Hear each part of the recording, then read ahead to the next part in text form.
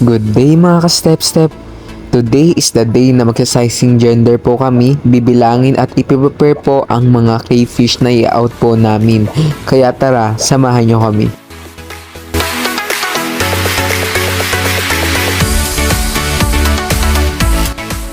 So ayun, nandito na po tayo sa 29 Balubad Street ng Camarquina.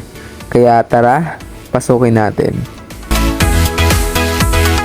At dito nga mga ka-step-steps, ginagawa dito yung tarpaulin natin para po ma-display po sa harap ng bahay at kung may bibisita man po ay madali pong mahanap yung bahay. Dito nga mga ka-step-step, tinatanggalan po ng mga hides nila na egg trays para po ma-sizing po sila isa-isa at makita po yung malaki.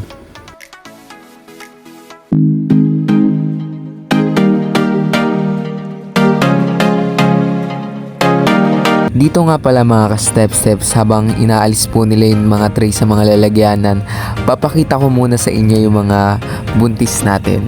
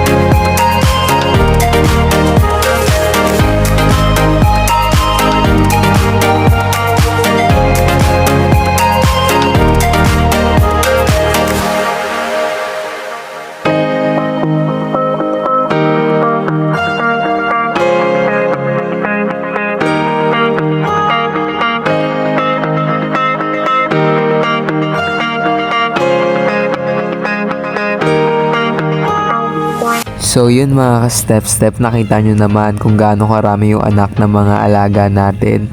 At tara, manghuli na tayo ng crayfish.